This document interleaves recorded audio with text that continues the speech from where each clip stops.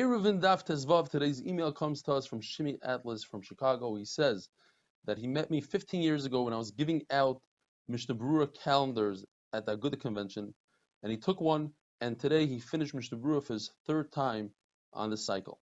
But boy say, anybody could be zoicha by helping somebody else come to Torah, to come to a shir, to Daf Yomi, to Mishnah Berurah, whatever it is. You could be part of that schus. Encourage others to learn Torah. The Gemara has a machlokes between Abai and Rava. A lechi that was there on its own, you didn't put it there. A tree happened to be there.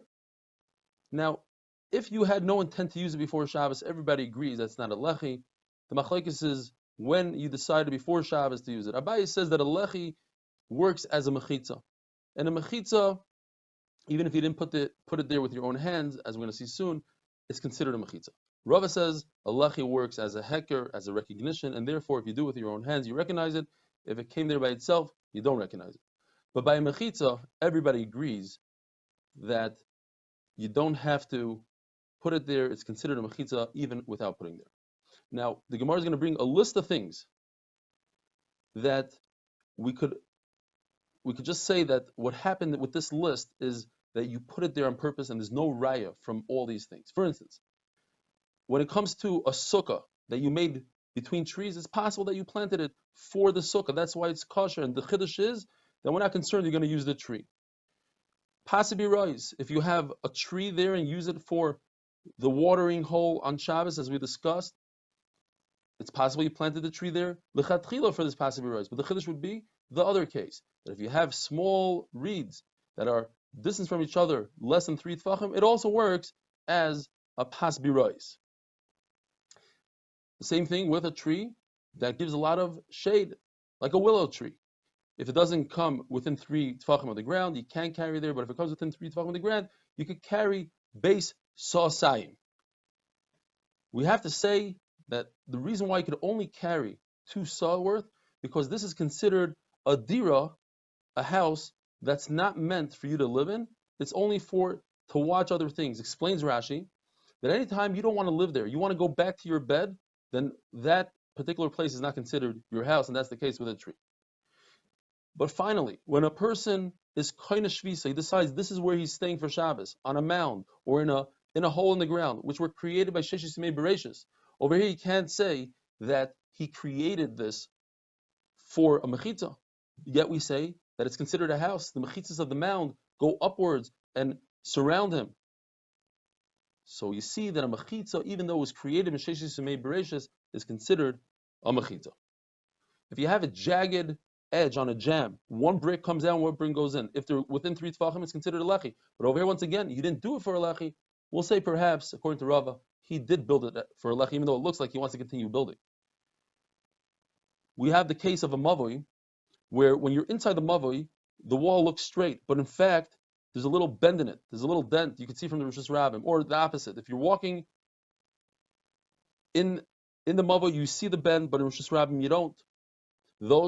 Did he make those for lechi? We'll have to say according to Rava, yes. And the chiddush is that even in one case where you don't see the bend in the mavoi, you can only see it from outside, it's still considered a real lechi.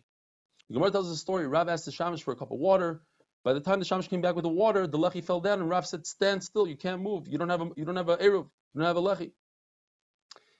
And Rav Huna asked Rav, "What about the palm tree? Why can't we use the palm tree?" He says, "Rav, it looks like you don't know how to learn. You never learned before in your life. We were never samich das on it. We didn't decide before Shabbos we're going to use it as lechi." Mashma, exactly what Abai says, that if you would have had intent before Shabbos, that would have been a good lechi. For years, Abai and Rava argued over a porch that extended into the mavoi, and it had a pillar holding up the porch, whether that pillar could be a lechi or not. Even though they had full intent to use this before Shabbos, there was a machlokes. Says the Mishnah, you could take an animal and use the animal for a lechi, for a sukkah, for a wall of a sukkah, for a goyla, for a kaver, to cover a grave. This is one case where a bal chaya, an animal, a live animal, can be mekabel tum, and that is if he covers the grave. Remeir argues in all the mechitzas you cannot use with a live animal. The Mishnah holds that you could write a get for a woman on an animal. Rabbi Yossi argues. It says the kasav law, you could write it on everything, but it says sefer, just like a sefer doesn't have any life to it, and it's not food, so too, says Rabbi Yossi, what you write a get on cannot be alive and can't be food. Rabbanan say, it doesn't say ba sefer, that you're supposed to write it in a book. It's sefer, it's a story. You're just writing the get. What do they learn from the words the kasavla?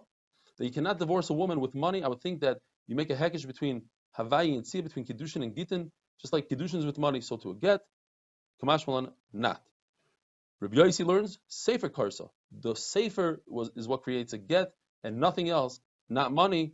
And Rabbanan learned the famous halacha that if a man tells his wife, you are divorced on condition that you don't drink wine for the rest of your life, since it's forever, then they will forever be attached by this condition, and therefore it's not a get. If it's only for 30 days, it is a good get. Rabbi Yossi says he learns it from the word krisus. Krisus can be divided into two words, kares, krisus. Rabbanan don't learn that you could use that one word for two different drushes. Says the Mishnah, if you're in a convoy that's resting in a valley, and they take off the saddle and everything from that, and they create walls. If the walls are 10 tefachim high, and you don't have more opening than closed, then you could carry within those walls. Up until 10 amas is considered an opening, a pesach. More than 10 amas ruins everything. You can't carry inside there. Machlokes in the Gemara, what if it's 50-50? 50% open, 50% closed. Rav Papa says, you're allowed to carry there. In fact, you see from our Mishnah, and that's the final shot in the Gemara tomorrow. It says in our Mishnah, only when it's more open than closed, then it's not allowed to carry. But if it's equal, it seems like it's okay. And Rav Yeshua says it's usher to carry when it's 50-50. The case in Sukkah, if you use 50% schach and 50% metal, which is mekabel tuma, if they are equal, then it's kosher. So you see from here that 50-50 is a good mechitza. So why else it should be a good raya to Rav Papa that's a good mechitza? So you could say perhaps that it's not exactly the same area. They're the same size as schach, but you want to take out the puzzle schach, so you have to create a little bit more of a gap so it comes in and out easier.